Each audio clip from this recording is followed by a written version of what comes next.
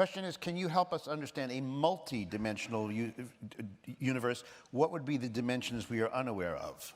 Any dimension higher than the 3 that we're familiar with, or the actual 4 that we're embedded in. We live in a 4-dimensional world. And that might sound a little flaky or freaky, but consider the following fact. You have never met someone at a place unless it was also at a time.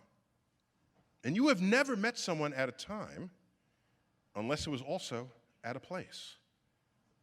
That requires 4 dimensions of coordinates. Wait. What about in a dream? Is the dream happening inside your head? Yes.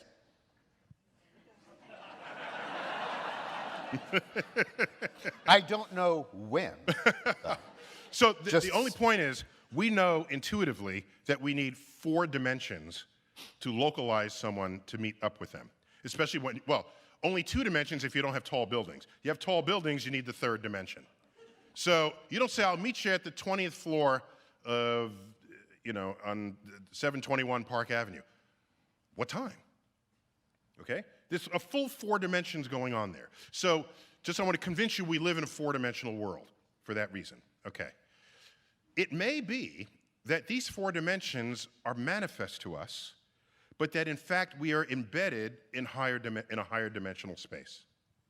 And string theorists on the frontier of this exercise are hypothesizing at least 10 dimensions to account for everything we see in the universe, even if we do not directly measure those dimensions themselves. Now, with your permission, may I go on a dimensional journey with you? May I? Might take you on a journey? A dimensional odyssey. Odyssey. Are you ready? Yes. Okay. Are we ready? Just get ready for this. Okay.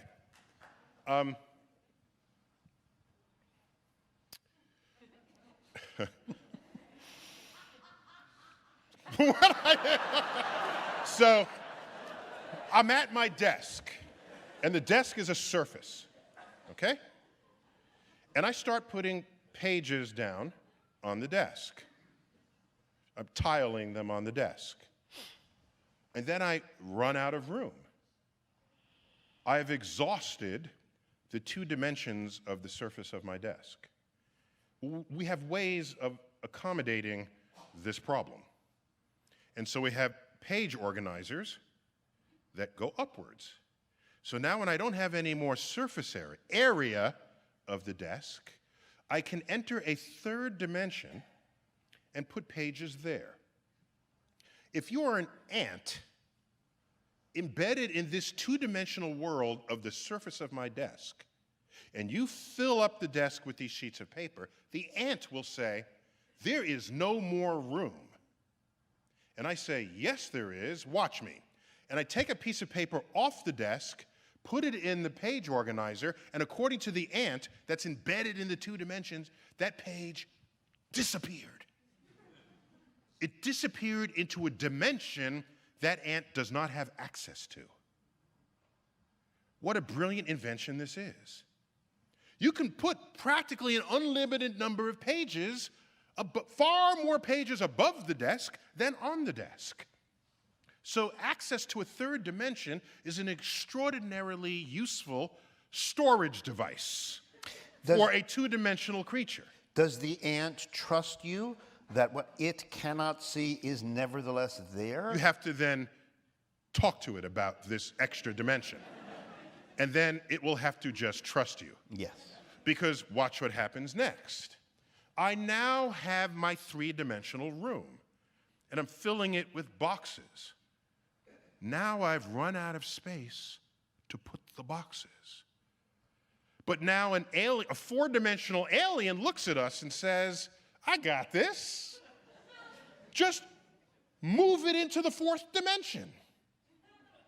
What are you talking about? And the alien comes in, reaches in, takes one of the boxes, and then the box disappears. Disappears. It went into a 4th dimension. And this was captured in the film Monsters, Inc. Did you guys see this film? These are monsters that work in a door factory, and they make these doors, and they open the door, and it is the door of a kid's bedroom or their closet. And they step through, and they're in the kid's closet. And then they scare the kid, because that's their job. They're monsters, okay? This doorway is a portal through the fourth dimension and then back to the third. So imagine a new storage system. We just go to Home Depot and buy a door. And that door is your portal to a fourth dimension. You open the door, put your boxes, close the door, you look on the other side of the door, there's nothing there. So this is what's going on when you have access to higher dimensions. Wait.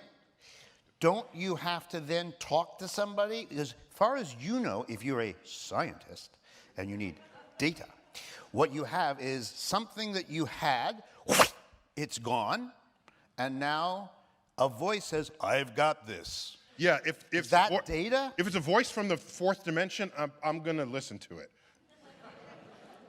So does every dimension I'm not going to say, come no, with a you're lying. narrator?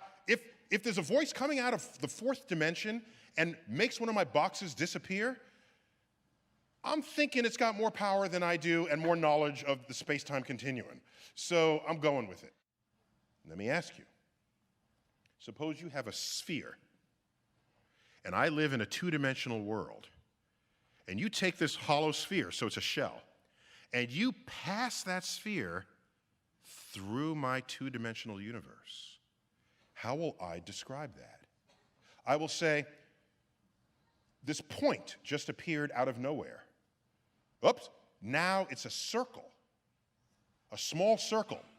And that circle's getting bigger by the moment. Oh my gosh, it reached a maximum size. Now that circle's just shrinking. It's shrinking. Now it's a point. Now the whole thing disappeared. This would be completely freaky to a two-dimensional being. But it makes complete sense if you live in 3 dimensions and you pass a sphere through my universe. Now I want to totally blow their minds, if I can. Oh, sure. If I may. But you got to stay with me on this, okay? We're all Upper East Siders, so you got this. You ready? Okay. These are not all Upper East Side. There are suspiciously un-Upper East Side people littering the room. Okay. But you got to stay with me, okay? A point has no dimensions. There's no height, width, depth, so it has 0 dimensions. A line has 1 dimension, length, okay? A square has 2 dimensions, sort of height and width. A cube has 3 dimensions, height, width, depth. We got this. Now follow me. A line is 1-dimensional, but it's bounded by 2 0-dimensional things. Those are the points. 1 dimension bounded by 2 0-dimensional points. A square is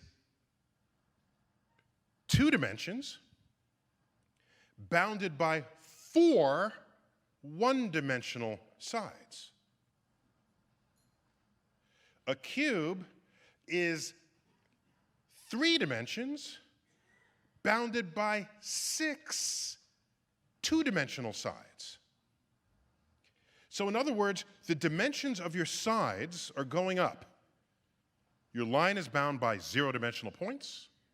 Your square is bound by 2-dimensional lines. I mean, by 1-dimensional sides. The cube is bound by 2-dimensional squares. Okay? So we're going up 2, 4, 6. 2 points, 4 sides of a square, 6 sides of a cube. And each side is 1 dimension less. They're squares on the sides of a cube. They're lines on the side of a square. They're dots on the sides of a line. Let's go up to a 4-dimensional cube. A 4-dimensional cube has 8 sides. A regular cube had 6 sides. We're going up by 2. A 4-dimensional cube has 8 sides. And each of those sides is a 3-dimensional cube. one dimension down from itself. In the same way, each side of a three-dimensional cube is a two-dimensional square. So when you get to 4 dimensions, the sides are three-dimensional surfaces. And you can take this all the way up. And our brains can't picture what we call a hypercube, in some circles a tesseract. We can't picture a volume bounded by three-dimensional cubes. What does it even mean? This is because we evolved in the plains of Africa, just not wanting to get eaten by a lion. Our neurosynapses are ill-equipped to do the distance on this. And this is why we invent mathematics that can take us there. Well, the mathematics can help us imagine it, but if we want to credit it with reality, then you have to design an experiment that somehow touches your own world. Yes, yes. So you can invent something that you can't see if it has testable consequences in ways that you can see. That's perfectly allowed. Not a problem. Mm-hmm.